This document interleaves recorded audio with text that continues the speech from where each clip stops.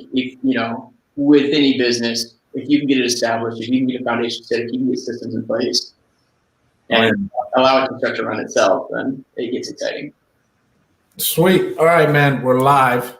This is my friend Michael Malone. Mike, why don't you tell him about where you're from, what you're currently doing in real estate? You got a lot more going on than I realized.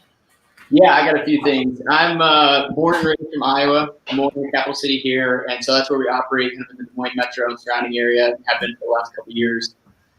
We do a little bit of everything. We got, as we were just talking about, my primary business in real estate is the investing side. Flipping and buy and hold is our primary investment strategy. So we have a business that facilitates that, and from that we have a brokerage property management business. We have a construction business, and as of the past 6 months, have really deep dived into the wholesaling side of the business as well. So trying to touch at each step kind of the transactional cycle with real estate. So we got a little bit going on in kind of all facets of it.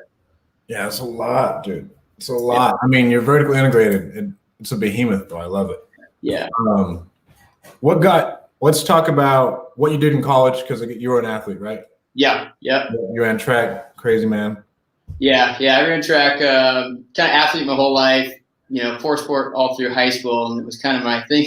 It's all I had going at the time. So college, got an opportunity to go run at the University of Northern Iowa, pursued that, moved up to good old Cedar Falls, and got an opportunity to run on the track team up there, which is a really cool experience. And taught me a lot of things, honestly, without trying to sound too cliche. I mean, you're an athlete, and so I'm sure you can attest to this, but taught me a lot of things that I use probably more so today in business than I ever did back when I was actually an athlete, and which I'm definitely not anymore. But it taught me a lot of things that I find myself using regularly, that kind of work ethic, that determination, that competitiveness that I think is absolutely necessary to be highly successful in any business you do. And equally, the humbling components of, knowing when there's work to be done and being able to admit, what you need to work on in order to get to that point. So that's a good one. That's a really good one. Yeah. Those lessons have been so much more impactful to me now, almost 10 years later than I think they ever were probably, when I was being taught them, when I was actually running. So yeah. I'm definitely getting more goody out of them now than I did before. Without a doubt. Yeah. So let's talk about, we'll go over what you did after that. And then I want to talk about each facet of your business. And I'm really fascinated about working with family, because working with family sucks. At least in we have a family business back home, and it causes all sorts of drama. And so it's something I'm really afraid of. Yeah, it has its own uniquenesses, for sure. And I have found not only running businesses and owning businesses that is with family, but in a previous life, one of the first jobs I ever got in real estate was to work for a large-scale developer here in Iowa. And that was a third-generation family business, right? So my first step into real estate was not only on a larger scale, kind of with some big-time players, but in a family-owned and operated business, a business that really prided itself on being a family-owned business.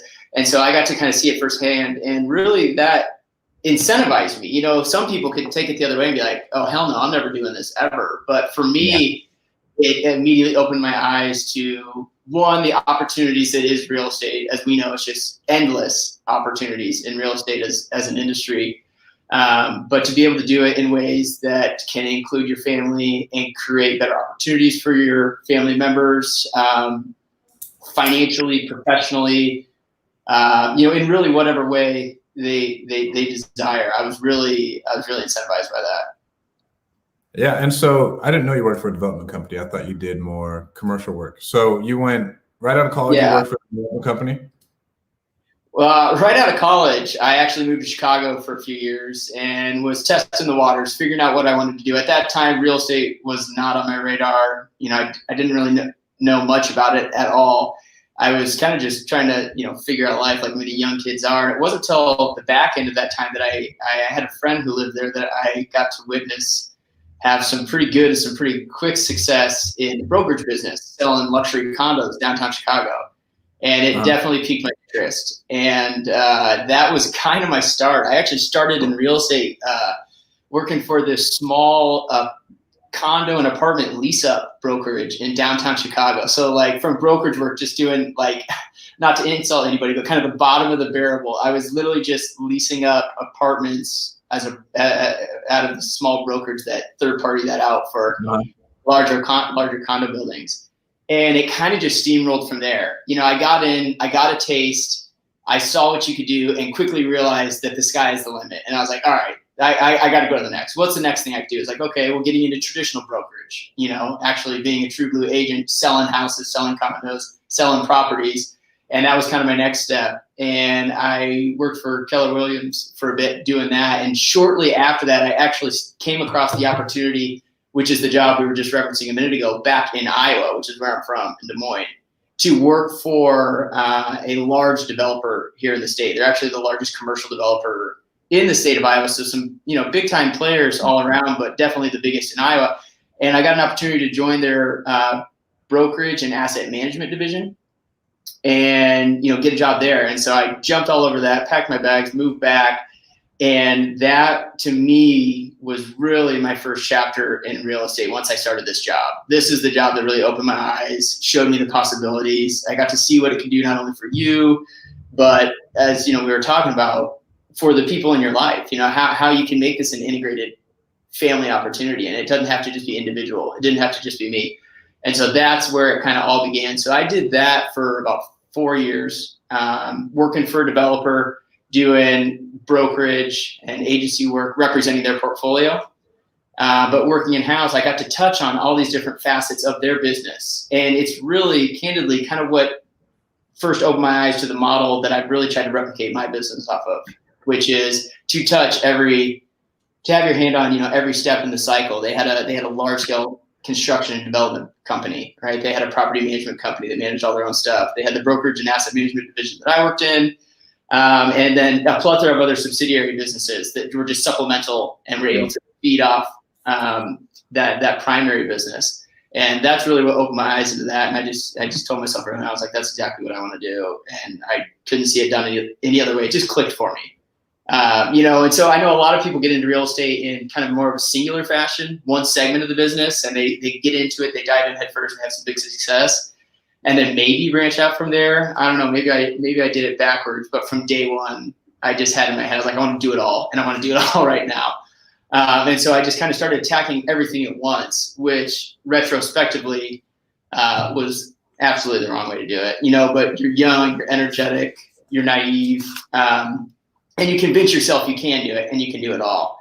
And so that I jumped in head first, trying to do all of this at once. And year one and even year two were very busy years, very stressful years, very up and down years, but great years nonetheless. You know, you learn a lot when you're forced to. You learn a lot. And I mean, I like how you did so on a way higher level of what I did, right? Like I went and worked for someone else. Mm-hmm. And you got to see, like, I call it like big boy business, right? Like, yeah, you run businesses like you want to run that, you know, like you want to be like there for generations, and then CEOs, legitimate CEOs. Do we want to go public? Stuff like that. Yeah.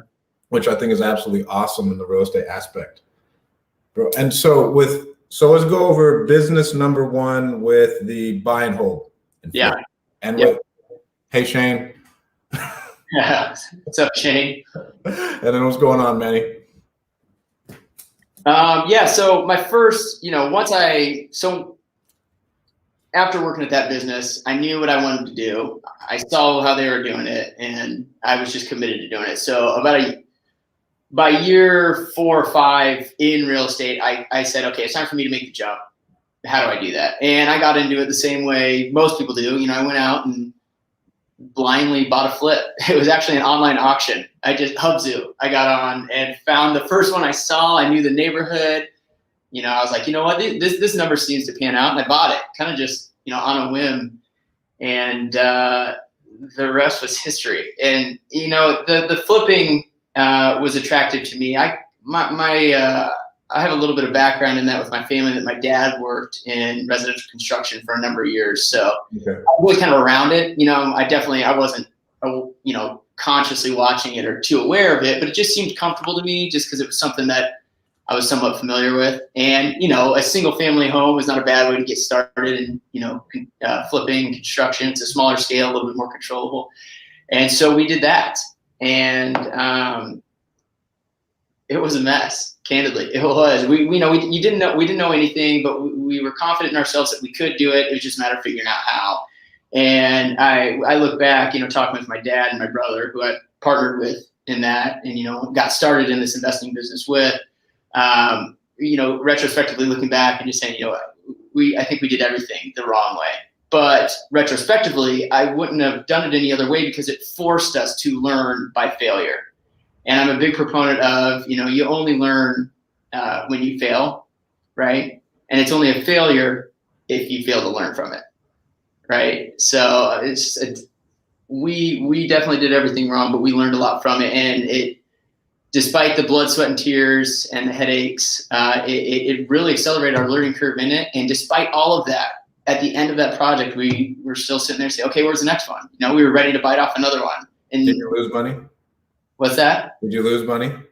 No, believe it or not, we made $14,000, which isn't, an enormous profit, but looking back, I'm still impressed with it that to this day. I mean, we couldn't have been any more blind and any more inexperienced, really, but to get through it, to survive it, to get it sold in a reasonable amount of time and take a profit home, we saw the proven model, right? That's what it was for us. We said, okay, if we can do this and we see how it works. Now, how do we just do it better? And, just dedicating the next year and every single day from that day on in trying to improve it and better it and get a little more sophisticated with it.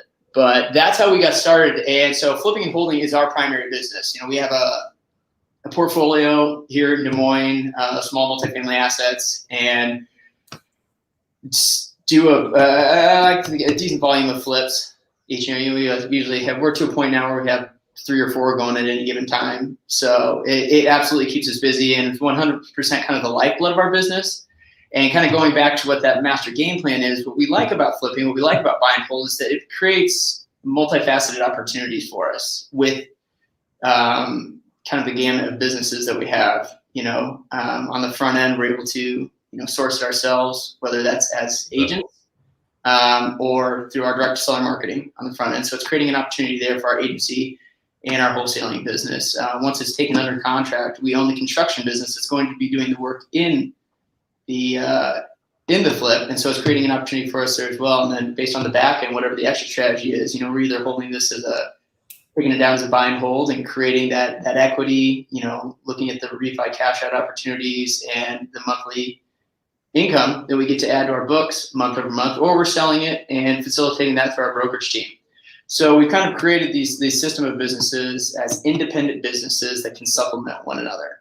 But that way we're really able to look at each and every one of these opportunities and figure out how we can maximize the monetary outcome of those opportunities. How can we squeeze it for every penny that it's worth? And that became clearer and clearer and more powerful to us as we got through those first round of flips. And you see these checks that are getting written, right? You're writing your contractor check every Friday, right? You're writing your hard money lender or your private money lender's checks at the beginning of every month, right? You're writing the checks to the residential agents that's listing it for you. And I just started to look at it as how can I back into this? How can I start piece by piece bringing those back into the fold so that is now a revenue opportunity for us in each project. So instead of being one-dimensional with it and just taking the profit out of it or just taking the wholesale fee out of it or just getting the construction fee out of it, well, now we get to capture all of them. And it allows us to look at projects differently than if we were just there's houses now that we'll take down that I wouldn't have looked at 2 years ago before we had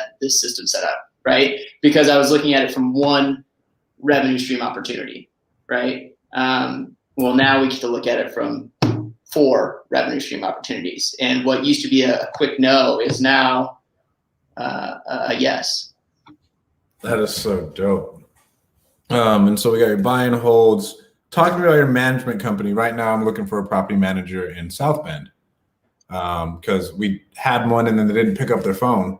When I needed them to pick up their phone, I was like, if there's one thing That's a must do. You got to pick up your phone when I call you because you're going to be handling hundreds of thousands of dollars for me. Yeah. So, if nothing else, if you do nothing else as a management business, you have to answer your clients' calls because that is the reason they hire you.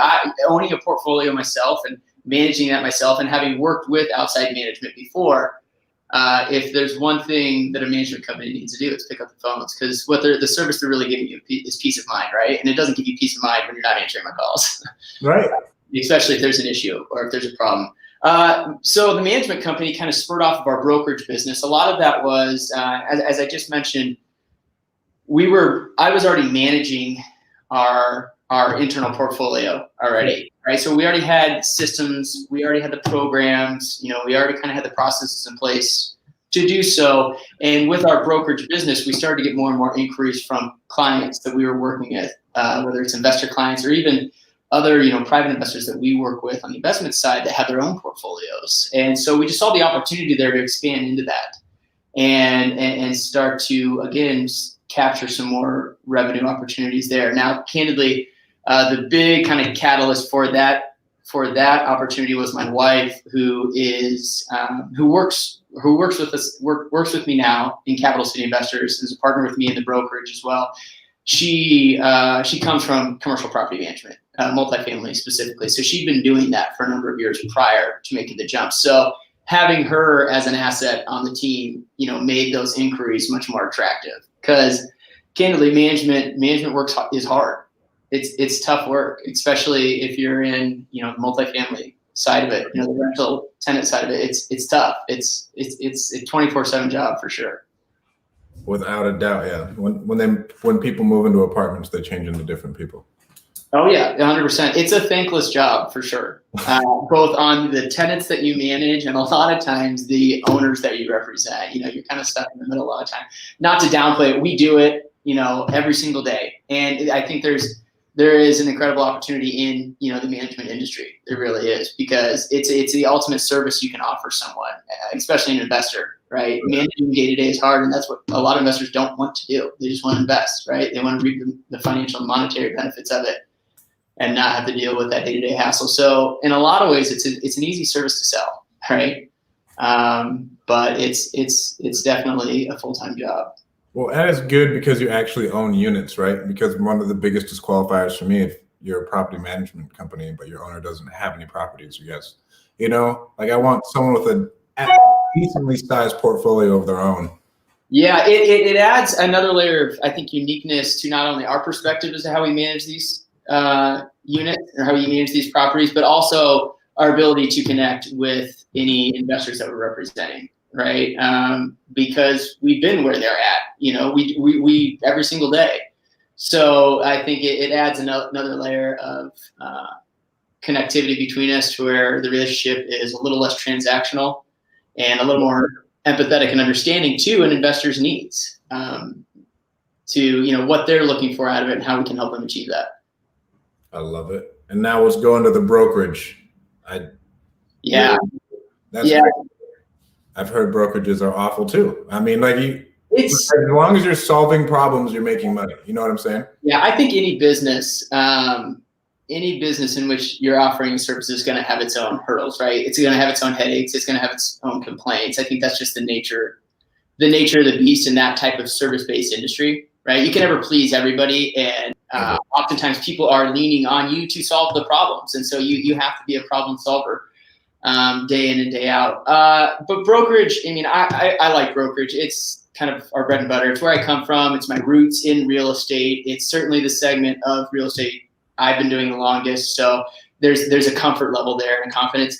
And being an extrovert, the extrovert that I am, I like the relationship component of working with these clients, that face-to-face. Some people shy away from that. They get intimidated by it. I thrive in it. I like that side of the business, because the rest of the business in real estate can be a very lonely one. As an investor, an owner, it's, a solopreneur, as they call it. It can be a lonely business. So I enjoy the relationship components that you get in brokerage. And, equally, it creates its own set of opportunities that supplement my other businesses as well. Being on the brokerage side of the business, being behind the curtain, there. I'm getting opportunities thrown at me from other agents who know that I'm an active investor. Stuff before it's hitting the market that if you're an investor out there working with an agent that you might not get to see until it hits the MLS and stuff like that. So I created a lot of really good relationships in a network of other agents and realtors, both commercial agents and residential agents, that due to my relationships and due to them knowing what I'm doing, due to me being in that industry with them, I'm a first point of contact for them when they do come across opportunities. And it obviously opens up a wealth of experience and knowledge that only makes me a better investor because of it. And vice versa, with the investment to the agency side of the business. So I like, it's got headaches, but like I said, I think anything does, but I like the brokerage side of the business. It's a challenge, but it's a fun one. How many agents do you guys have? So right now with the team, it's just my wife and I kind of handling everything, but getting into 2021, much like we're doing with a couple different segments of our business, we're looking to expand those. So we're looking to bring an agent or two on to the team probably in the first half of next year, just to start to be able to build out that team, build out the resource, and keep up with the pipeline of activity that we have, not only just in the brokerage, but across our other businesses. So really starting the leverage component of the growth across those businesses, so we can stay on top of it all. Exactly. And then what's next? The construction side? Construction side of the business. Yeah. So this side of the business was really born out of necessity from our investment side of the business. Anybody who's done flipping or buy and hold rentals or any segment of real estate that, has active construction projects and, the need to work with contractors and subcontractors understands what a nightmare that can be at times, especially as you're getting started in the business.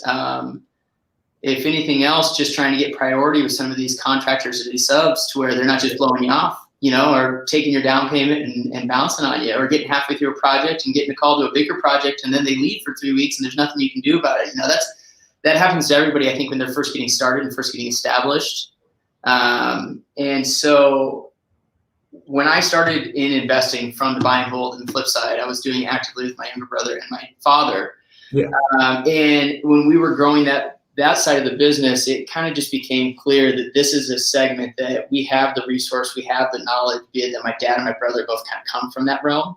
Mm-hmm. We have the knowledge and the resource to kind of kickstart this. So let's start trying this out and let's see if we can start to recapture some of those segments of the construction cycle to create more controllables within our business. And as you know, in investing, so many things are outside of your control and so many variables are always out there that it's a full-time job, oftentimes just managing all of them. So in my mind, and another reason for kind of creating this ecosystem of businesses is to how can I create as many controllables in my business on the day-to-day as possible, right? Trusted, guaranteed quality controllables. And so knowing that my dad and brother, who were doing most of the construction work in these flips anyway, we hadn't broken it off into its own standalone self-sustaining business just yet. Mm-hmm. We were kind of just keeping those resources in-house just to us, under that umbrella of our investment business. So once we started doing that, we recognized the opportunity, and not only at the value it brings to our internal business, our flipping business, but the opportunities that it creates outside of it as well. And so by making that its own standalone business, we still were capturing the controllables and the benefits of being the ownership of that business, but creating new opportunities and new revenues for us outside of that as well.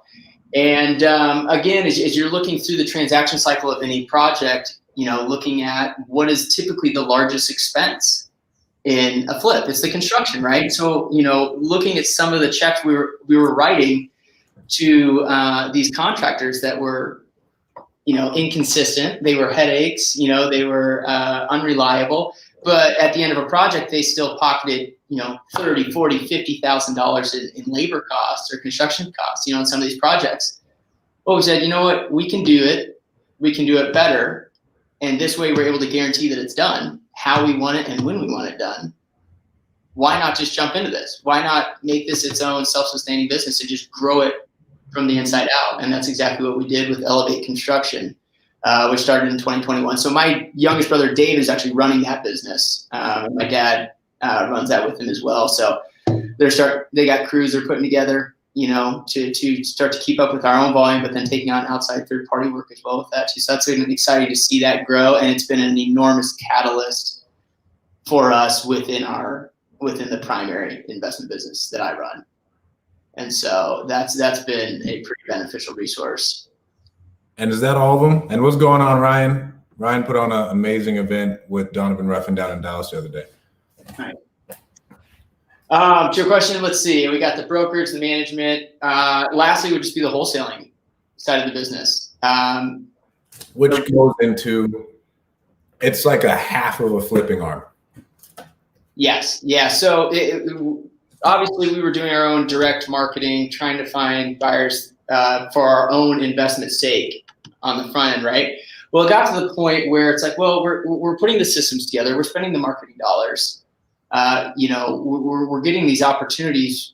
Why not start to expand that and allow it to be its own revenue stream within itself? Meaning, instead of selfishly just marketing for myself and whatever I don't take, just get rid of, start to expand that in its own segment of the business. And so I actually, at this point, I'm wearing a number of hats. And what I'm starting to realize is I'm wearing too many hats. It's, the kind of a saying I try to live by, but sometimes I ignore. It's, if you're doing a little bit of everything, you're doing a lot of nothing. Yep. Right. And the first couple of years in this business, I had that kind of blind confidence in myself that I can do it.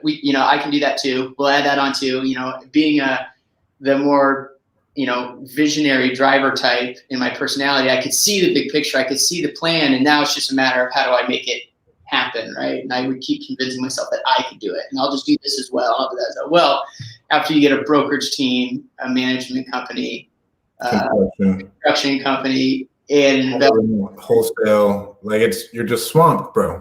That's one of my questions as an integrator. Yes. Do you have an integrator yet? What are you looking to do? That's my biggest issue right now. It's like, okay, I got to find an integrator. I have one for one of my businesses. Yeah. But then we got to start plowing everything else. That was the biggest lesson that I learned. And even though I knew it, it took me a long time to learn it.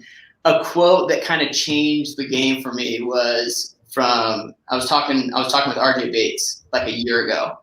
And we were talking about, transitioning into the next year. And he said this quote about people who are coming from your first year into your second year, right? And he said the number one piece of advice I can give you is slow down so that you can speed up. Right. And I was like, okay, that sounds good. Yeah, that sounds good. Whatever. Well, I find myself 6-7 months later into the year, and I hadn't slowed down at all. And if anything, I was up to my eyeballs in responsibilities. Right. And it was 7 days a week, 10+ hour days every single day. And I was losing time with my wife, with my daughter. And I was just running around like a crazy person, just trying to keep up. My business wasn't growing at all. I was just running around trying to keep up with my business. And it wasn't until that time, I don't even remember specifically what sparked it, some probably fire I had to put out, but it finally clicked with me what that meant, slow down to speed up. And so I had to take a step back from these businesses and reevaluate from kind of the macro level, right? How do I make this work to where I don't have to always be working, right? And that's when, the slow down so you can speed up really kicked in for me. And I realized that I needed to start creating clearly defined, efficient systems. I needed to start leveraging out. I needed to start expanding my teams and delegating daily tasks so that this thing so we can not only be working in the business, but we can equally be working on the business as well, so that these things can actually grow. Yeah. Right? So that you can get the return on your time and energy that you're putting into it, as opposed to just putting time and energy into it. And so I took a good 6-month period where I did nothing but that. I unplugged from a lot of different segments, from the day-to-day as much as I could, to focus on the systems and creating as many systems as we could, leveraging out resource, finding how I could delegate as much off my plate as possible. I know somebody that I'm big into following, Matt Larson, is big on systems, big on outsourcing and all that stuff. And so in listening to him and following him, that he's kind of literally changed how I view all that, starting with VAs, using VAs as a service to leverage your time and energy better. And, and the implementation of that was just a game changer. If you have somebody, a physical body that you can leverage from on your team or in a partnership, great. If you don't have that, use VAs. But there's no reason why you shouldn't be, kind of leveraging these different opportunities and resources that are out there. Because I know a lot of entrepreneurs try to take everything on themselves, and then they find themselves upside down and wanting to pull their hair out. And that I found myself there, as I'm sure you have at different times, and anybody who's been in business for themselves has probably.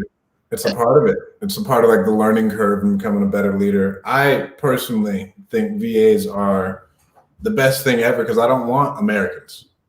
I'd rather have an all virtual team. I don't have to worry about payroll tax and everything else. Like right now, my next step is hiring on like an entire virtual staff for the wholesale business. Yeah. Like I don't want American people. Everyone else wholesales virtually anyways. Yeah. So we always have a virtual staff outside of America. Yeah, and I think when you embrace the concept of delegation, right, and leveraging that resource, it changes everything in your business, and it opens your business up to so many more opportunities that you hadn't gotten a chance to even see because you've been so weighed down by all the tasks that you were putting on yourself, all the responsibilities you were putting on yourself. And so your business naturally becomes stagnant. You don't even realize it, right? Even though you're working harder and harder and putting more and more time into it, your business isn't really going anywhere because you're just trying to survive. You're just trying to survive your business. Right. Well, you get there, it's fucking 10 o'clock at night, and like half of your tasks on your to-do list are going to shift into the next day. If you don't get anything done between like that, like my wake up period is like 4:30 if it's like an on day to like 5. Yeah. And if I don't get like that morning routine in, then it's like start really hammer it out before like 9 o'clock, that day is like trash. Yeah, absolutely. Because like you're just so bogged down. And so that's my biggest problem right now is like delegating more. Yeah, and and anybody who does this, come 9 o'clock, that phone starts ringing, right? Things start popping up. And if you didn't get that morning routine in, or you don't have a way to delegate those things out so that you can then go respond to the things that are actively popping up in your day, you put in 8 hours, you come back, sit at your desk, look at your to-do list, and not a single box has been checked because you've just been trying to survive your day. Exactly. And it's a rough way to live. It is. It's a tough way to live, bro. Yeah. Nobody goes. I don't believe anybody goes into entrepreneurship to start a business for themselves simply to give themselves another job. Right. That's not the goal. That's not the goal that we're searching for here. We're trying to create businesses that allow us to, live the life by design that we want, and go and experience life how we want, and work when we want, and play when we want.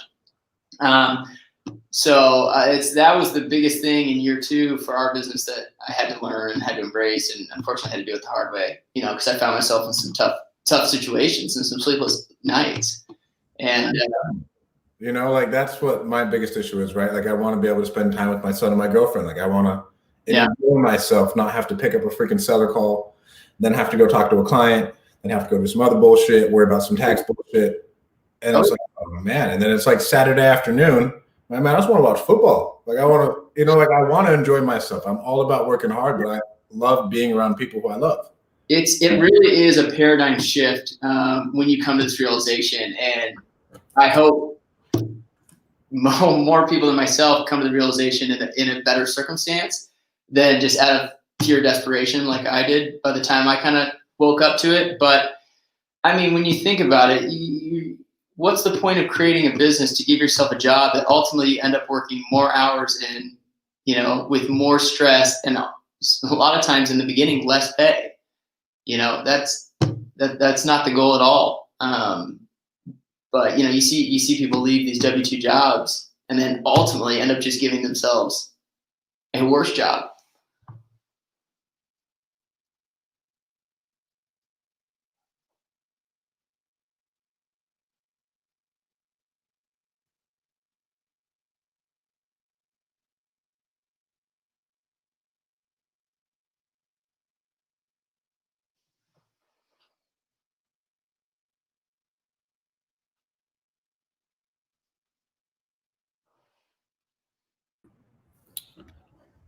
All right, I'm back. You back? I'm back.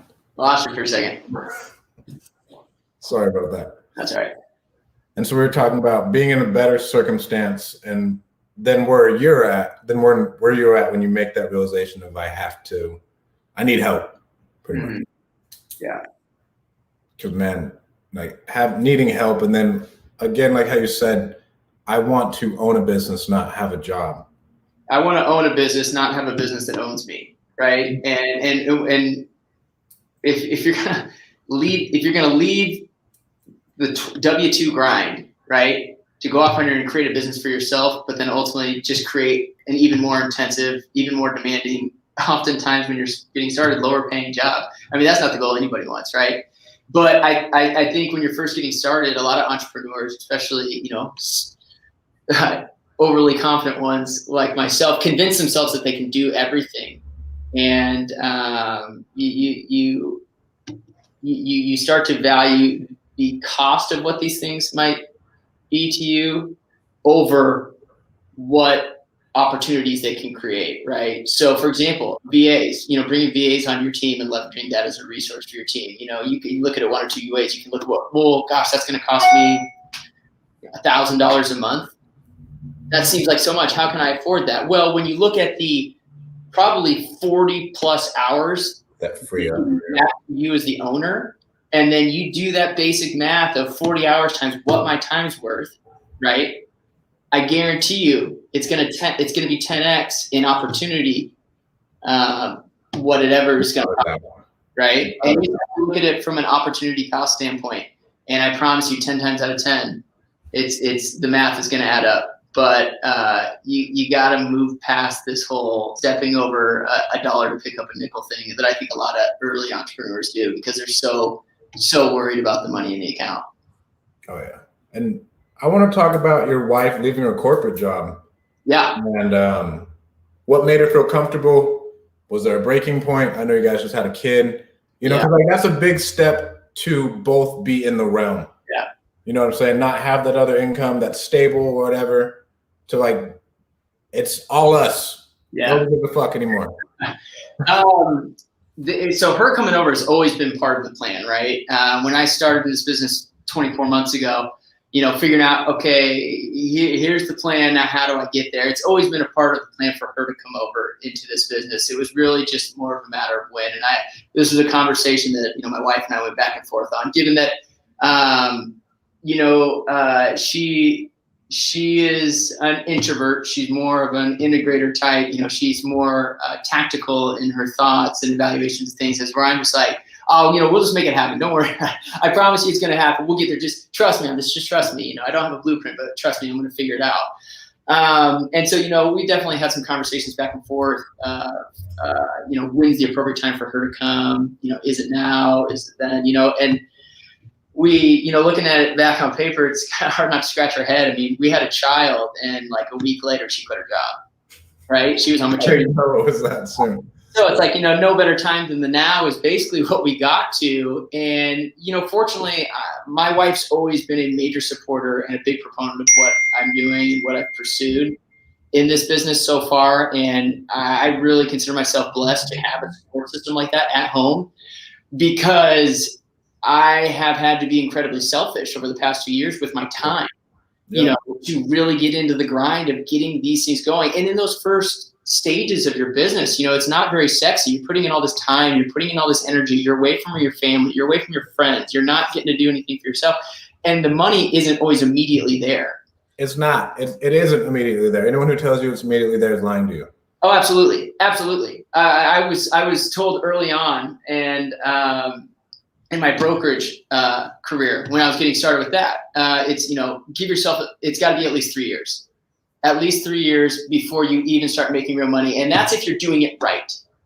Right? Now, that never moves around. Some people make money faster, but you know what I mean? It's kind of just creating the proper expectation. But the point is, the money's not going to be there day one. It's not going to be there week one or month one. Right? It takes time. It takes time, because even once you start to make money, you have to look at that money to reinvest back in your business. How do I keep the momentum going? How do I keep growing? Do I just stick it in my pocket and let my company keep trickling along, or do I reinvest it and allow it to really accelerate? But anyway, throughout that time, she was incredibly supportive. She's never once questioned it. She's never once complained about it. I mean, she's just been a godsend for me throughout this process. And a lot of times the rock that kept me moving forward, even when I was doubting it. And so once we got through the hard times, it was really just a matter of when. And once our daughter was born, we both kind of looked at each other and said, it's just do it now, right? Let's make the jump. There's no one holding us back. The business is running. And I had gotten to a point where I had more on my plate than I could keep up with.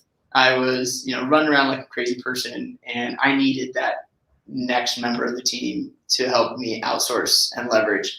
And candidly, like on the management side, especially, she's 10 times the manager I am, right? So even bringing her on to do that stuff automatically made that 10 times easier, 10 times more efficient, and 10 times more beneficial for us, right? Because I wasn't constantly pulling my hair out trying to get these things done, because she could do them with like a breeze. So it kind of just got to that point where there's no better time than now, and our daughter's here, and we want to get these businesses up and running and succeeding for our family, right? So that we're not working 20 years from now, right? And in 10 years, we're living a life by design that allows us to be with our kids whenever we want, travel whenever we want, do whatever we want, not still, up to our neck in the grind of trying to make this thing work while our kids are growing up. Exactly. How are you learning to scale these businesses, start them? Do you have coaches, mentors, books? Because that's been one thing that's been very big to me, is like the mentorship aspect of, hey, I've done this, don't do that, do this. Yeah, 100%. I am big into self-education and mentorship. I embraced early on, and I think this, again, is kind of a byproduct of my former life as an athlete, where you always have a coach, right? And you don't even question that. You have a coach. You have someone who's training you and telling you how to do things, how to do them better, how to fix them when you're doing them wrong, right? And so, some people, I think, get a little too independent, and they don't want that feedback, or they don't necessarily want to be told they're doing something wrong. So I always embrace that, right? Because I've always wanted to be doing it as best as I can. So from early on, I'm a big reader, right? I got a wall full of books, and I'm constantly trying to absorb new content. Books, podcasts. I have spent numerous dollars on, workshops, mentorships. I mean, heck, that's how we met. Yeah. Down in Phoenix with Steve Trang, guys like that, I'm constantly listening to, reaching out to, trying to learn as much as I can from them. But I think the best thing you can do as an entrepreneur is constantly be investing in yourself, even more so over the business, right? Because the heart of the business really lives and dies based on that, exactly, your knowledge, your skill set, right? Because you're not going to recognize an opportunity if you don't know that it's an opportunity, right? You're not going to be able to refine your systems if you don't have systems in place. And, nobody comes pre-programmed with knowing how to do all this stuff. So to answer your question, I'm constantly seeking out knowledge opportunities. I think mentorships are worth their weight in gold. Right. And so I saw it as like the real estate aspect. I was like, I will, and this may be off to some people, but I'm smart enough to be able to raise the cash to go buy a real estate deal. I can't raise the cash to pay for personal development. So I'll always invest in myself first. Yeah. And then I'll be smart enough to raise the cash to like, okay, whatever, let's go buy this house, let's go buy this apartment, let's go buy this Amazon store, whatever you want to do. I know I can figure that out, but no one's going to give me $50K, $35K, even $5K to go invest. I want to go to a workshop. I'm like, okay, well, where's my return on my money? Well, and the beauty of that is you get to a point after you've spent, years and years of investing in yourself, you get to a point where you are the asset, and people will invest in you once they're able to see, how knowledgeable and skillful and experienced and masterful you are with what it is that you do, right? But you don't get that on the front end, right? You're not gonna be like, hey, Stratton, I need 20K to go to Collective Genius next week, and you mind just giving it to me? I just started in real estate last week. Right. No, absolutely not. We're not doing that whatsoever. But you're absolutely right. I think the number one investment you can ever do is in yourself, regardless of what you're doing. Flipping houses at a macro level is easy, right? It's a pretty easy concept. Wholesaling houses at a macro level is pretty easy. It's a pretty straightforward concept across all of those things, right? But it's only when you've invested in yourself and developed yourself as a leader, as a practitioner of whatever segment you're in, that you're able to take these simple concepts and maximize them to the fullest and increase to the fullest, your return on those dollars and those investments. Anybody can go flip a house, but can you go flip 100 houses, right? Anybody can wholesale a house, but can you wholesale 100 houses? Profitably too. Actually making money. Hell, I could go lose money on a flip every day of the week. That's easy enough, right? But yeah, I think self-investment and self-development is and should be the number one goal of any person. Did you ever finish 75 hard? Oh man, I got 65 days in and I got 65 days in and went to visit my brother and sister-in-law for my niece's second birthday in Chicago. And I got to the point where I was like sneaking out to run to Chipotle to get vegan friendly bowls, which is the dietary. You chose was vegan? Yeah, dude, I did it the wrong way, man. I maxed out all my goals. I completely went to vegan diet, which I've never done. Completely vegan diet. Obviously, no drinking. I was running like 150 miles a month. It's the perfect example of being who I am. If like you're gonna do it all the way, do it like maximize. And I got 65 days in, man. And I'll tell you what, I was totally ready to jump right back into it, but my body at that point in time was like, dude, you need a break. Like I said, I was doing like 150 miles a week running. I was biking like 60 miles a week plus strength training, doing a full vegan diet, no drink, the whole shebang. And my body was like, nah, dude, you need 30 days to just relax. But it's 100% on my list because I think that is the most impactful challenge I've ever done. Without a doubt, bro. I failed like 8 times. I swear to God. I failed again from a picture. You want to know what the worst part was? I had a seller, some dude called me and we're about to lock up the contract the next day at freaking 11 o'clock at night. I was on the phone with him and I still didn't take my picture. And I was meditating the next morning. And everybody thinks it's a fitness challenge. It's not. No. It's not. It's a dedication challenge, right? It's a focus challenge. It's creating habits. Focus. It has nothing to do with fitness, bro. I can go jog and I can go walk and I can do push-ups in my house every day. Like that doesn't. That counts. Technically, that counts, right? But you're absolutely right. And I almost think, and this is how much I appreciate this challenge and just what it does for you. I don't think the real win is completing the challenge. Because it opens the door for like, okay, I did it, I'm done with it. I think almost by failing and for continually being learning about it, you're almost like it's a never-ending challenge, which I think ultimately it should be anyway. I think the stuff that like Andy Frisell is trying to instill in you with that challenge is very much that. It's like this isn't just the challenge; it's about changing you as a person permanently. Without a doubt. And what is it? Go listen to Ed Milet's podcast, Separation Season. Okay, that guy's a rock star too. It ties into like the 75 hard challenge. And like being an athlete, he talks about, I do the extra things to make myself believe I'm different, to create a new self-image and like instill self-confidence. Yeah. And 75 hard does the same thing. Cause like I'm doing it to prove to myself that I'm at the same level as someone who I look up to, who's done it, who's at a way farther place in my life. You know what I'm saying? Mm-hmm. Yeah. And his business. Like if he has that self-discipline, obviously I need more self-discipline to get there. Yeah, absolutely. And that self-discipline, I mean, that's the root of it all, right? That's the difference of whether your business blows up in 6 months or takes 6 years to do, right? It's the self-discipline to do the little things every single day, right? And that's ultimately what makes the big changes in your business, not one big drastic action, right? It's doing those little things every single day. And that's 100% what 75 Hard's about. It's like no excuses, just do them every single day. Yeah, you are hardcore for choosing the vegan diet, bro. Yeah. All right, man. Where can people find out about you? Do you have any promo codes you're trying to plug? Yeah, no promo codes, but social media, Instagram. Instagram is michael.j.malone's personal account there. And then I guess my business, Capital City Investors. Again, we're getting a little more active on social media, trying to get that brand out, get the word out about some of that stuff. But social media is where you can find me. Awesome. And if you guys need cold callers, leads managers, anything like that, go to callmagicians.com. If you guys want to skip trace data, go to rocketskiptracing.com.